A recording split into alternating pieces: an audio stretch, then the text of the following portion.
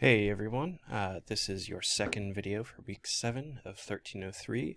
I am just running through the prompt for your second major assignment.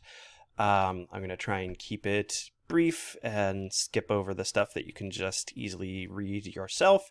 Mostly what I want to do is keep that discussion going about ethos, pathos, and logos, and how we can utilize them effectively as part of this assignment, because describing how the media you've chosen is engaging with its audience rhetorically is really the key thing here. So I'm gonna, focus in on that. So first we've got the due date, which I need to correct. It is actually Friday, October 23rd. The 24th is a Saturday.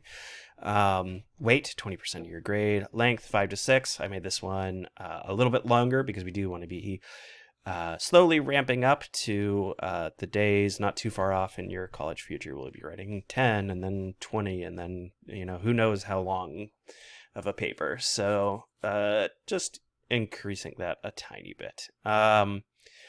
So your assignment preparation, you're going to think about the career major that you chose in your first assignment. You're going to think of when you've seen that depicted in media, whether it's advertising, entertainment, whatever. And basically you're just thinking about which of those you are most interested to write about. And then for the assignment itself, you're going to select that and you are going to come up with a thesis that involves analyzing it rhetorically, basically using ethos, pathos, and logos. So this is a very important part of this. The point here is not to evaluate the representation, but to walk your readers through the specifics of how that representation is working or attempting to work on a group of viewers. So you're not reviewing whatever you've chosen. You're not saying this is a bad movie because. You are saying this movie is analyzing, or this movie is depicting this profession, and here are my thoughts on why that basically is or isn't effective. So that's one pitfall we want to make sure to avoid. We're not just reviewing this, we are analyzing it rhetorically using ethos, pathos, logos. The second thing, and this goes back to something I was really bring up a lot, especially in my feedback for your drafts, both rough and final of your first assignment, but focusing it on 1 to 2 key strategies. This is really important because, again, we have a fairly limited amount of space to work with here. 5 to 6 pages really just isn't that long.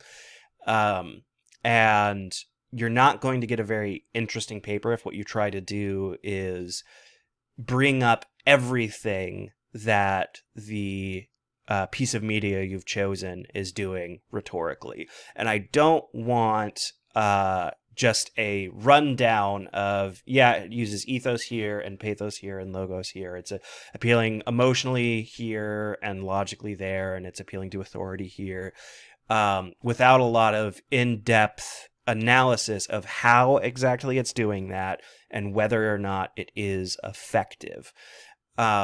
So doing something like, say, one of you, a few of you are interested in going into the medical profession, so you choose like that old sitcom Scrubs, and you want to write about the way that they depict doctors. I would recommend really sticking to just, the way that is appealing emotionally. Or a really interesting thesis could be, a lot of people are going to assume that this show is mostly emotional because it's sort of a heartfelt sitcom, but I saw a lot of logical appeal, and I'm going to talk about that. That's really cool. But the main thing is not to try and do this like broad overview of every single rhetorical strategy you see. It's okay to leave stuff out in order to focus on the 1 or 2 that you find most interesting, most compelling, most able to analyze effectively within the page limit given. And in fact, that's not just okay, it's recommended. So that's another pitfall we want to make sure to avoid. We don't want to be doing just a review of this, and we don't want to be doing a broad overview of the rhetorical strategies involved. We want to focus in on one or two key points. Your audience is pretty, standard here. The only thing I really have to say about this is we really want to be keeping our audience, whoever it is, strongly in mind throughout the entirety of our writing process.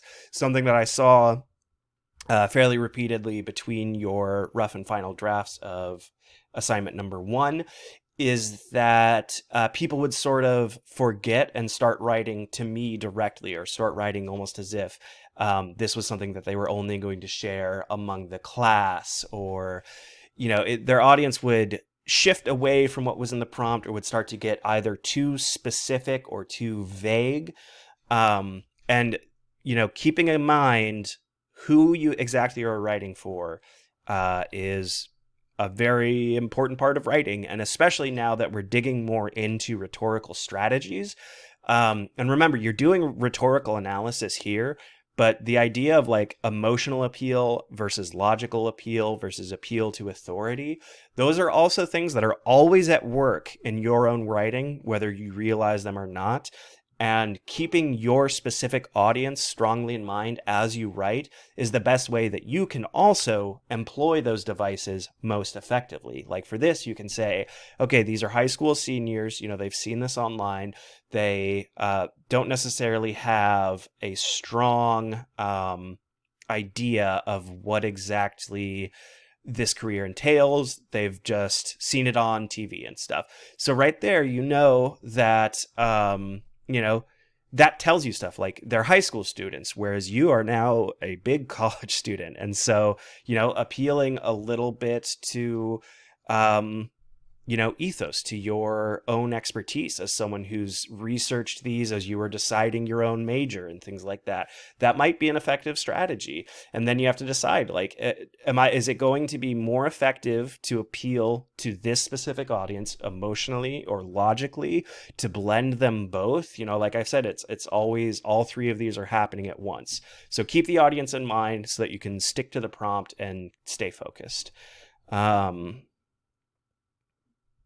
And yeah, so the rationale for this, you can again read this.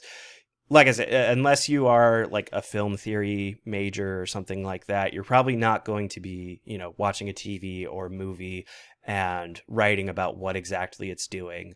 The reason that we are using this for this is because, like I said, what I really want you to focus on is seeing how these rhetorical strategies, these different types of appeals, are something that is just ever present. Anytime someone is communicating to another person in any way, basically, they are using these strategies, again, whether they realize it or not, and whether you realize it or not. So we're focusing on, media examples because presumably you are all very familiar with media, and this is all stuff that you might even be using your favorite show. You might be using the show that made you decide you want to go into this career in the first place.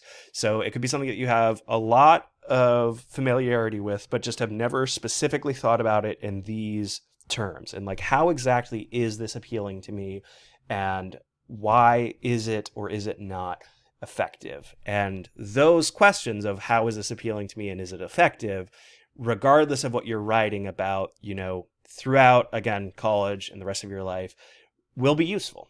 All right, so I think that's about it. Everything else in this prompt hopefully is fairly self-explanatory. I will revise the date on this. Remember that the due date is Friday, October 23rd.